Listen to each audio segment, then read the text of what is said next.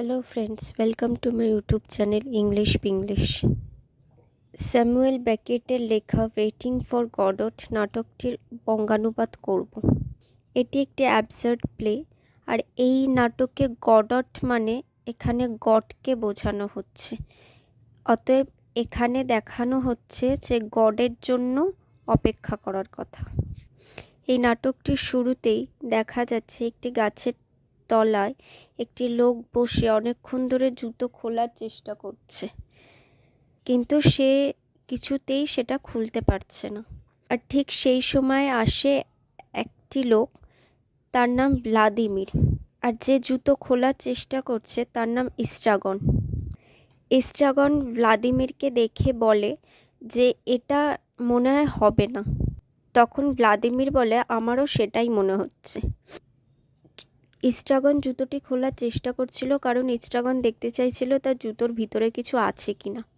তখন ভ্লাদিমির বলে আমি কি তোমাকে হেল্প করব? তখন ইস্ট্রাগন বলে না থাক, আমি পারবো।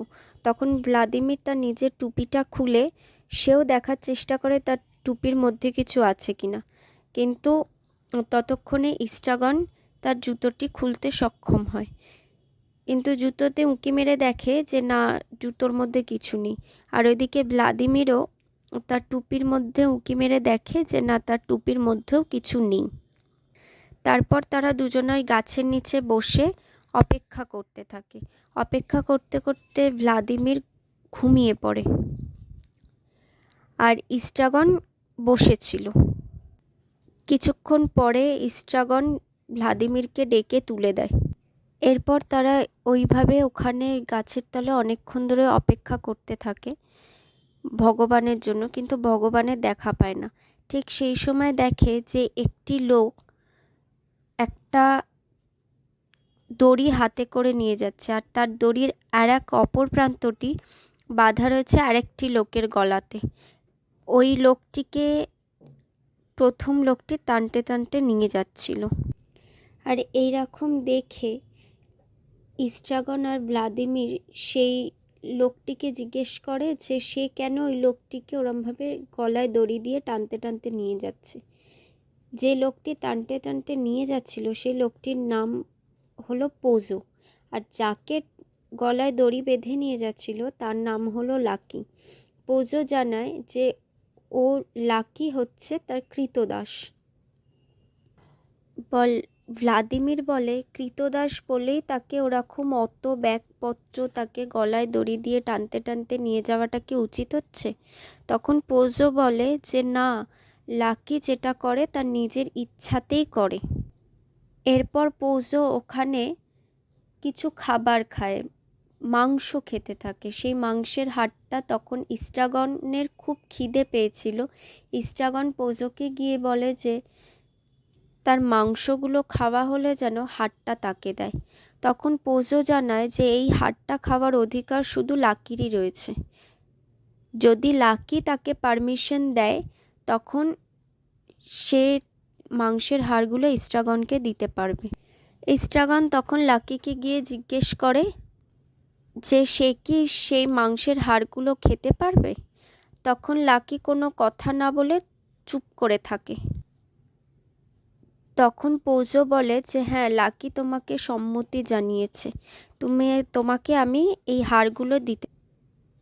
তারপর পোজো জানায় লাকি শুধু তার কৃতদাস না, লাকির অনেক বুদ্ধি রয়েছে, সে চিন্তা ভাবনা করতে পারে, আর সে খুব ভালো নাচতেও পারে। ভ্লাদিমির তখন লাকিকে রিকোয়েস্ট করে একটু নেচে দেখানোর জন্য, কিন্তু লাকি এমনভাবে নাচছিল যেটা তাদের পছন্দ হচ্ছিল না, খুব বোরিং লাগছিল। তখন সে ভ্লাদিমির ওখানেই থামিয়ে দেয়। তারপরে পোজোকে জানায় যে সে কি চিন্তাভাবনা করতে পারে সেটা লাকিকে দেখাতে বলতে।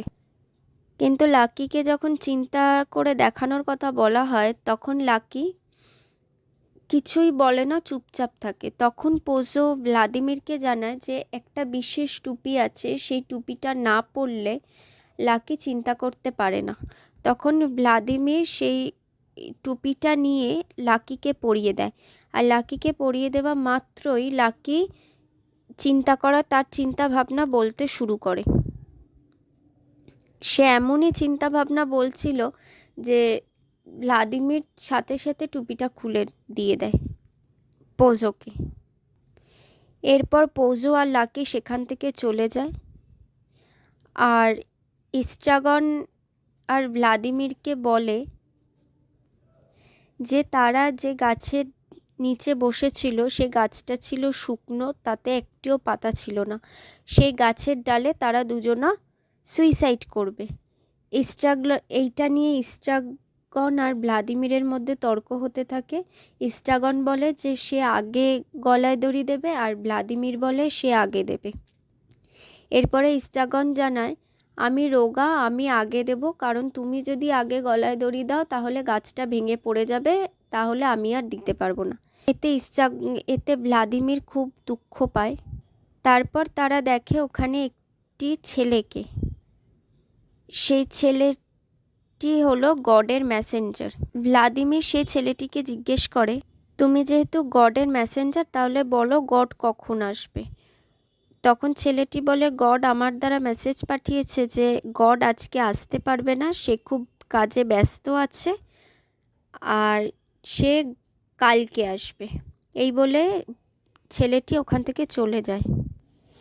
এরপর ভ্লাদিমির ইস্ট্রাগন আবার সেইভাবেই গাছের তলায় অপেক্ষা করতে থাকে। এরপর পরের দিনকে দেখে আবার দুটি লোক আসছে। তারা আর কেউ নেই, পোজো আর লাকি। কিন্তু তারা দেখছে পোজো আর লাকি তাদের সাথে কথাই বলছে না। তখন ইস্ট্রাগন আর ভ্লাদিমির পোজোকে গিয়ে বলে, আপনি আমাদেরকে চিনতে পারছেন না? কালকেই তো আমার সঙ্গে আপনাদের দেখা হলো। তখন পোজো বলে, কই কালকে তো আমার কালকের কথা কিছুই মনে নেই, আমি তোমাদেরকে চিনতে পারছি না। সে অনেক রকমভাবে চেনানোর চেষ্টা করে, লাকিকেও চেনানোর চেষ্টা করে, কিন্তু পোজো জানায় যে লাকি অন্ধ আর বোবা, সে কথা বলতে পারে না।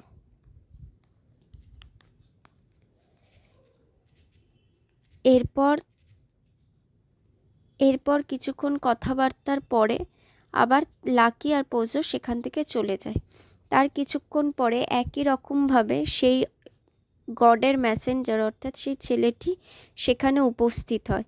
সেই ছেলেটিকে ভ্লাদিমির জিজ্ঞেস করে যে গড কখন আসবে।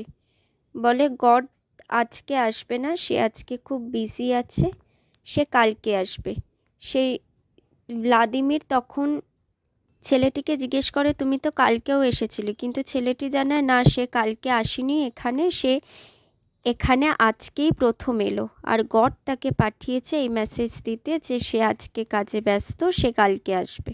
কিন্তু ভ্লাদিমির অনেক রকমভাবে ছেলেটিকে বোঝানোর চেষ্টা করলেও, চেনানোর চেষ্টা করলেও সে ছেলেটি একই কথা বলে যে না, সে কালকে ওখানে আসেনি, আজকেই প্রথম এসেছে। এইভাবেই আবার ছেলেটি চলে যায় আর ইস্ট্রাগন আর ভ্লাদিমির একইভাবে অপেক্ষা করতে থাকে গাছের তলায় বসে গডের জন্য। আর এখানেই এই নাটকটি শেষ হয়।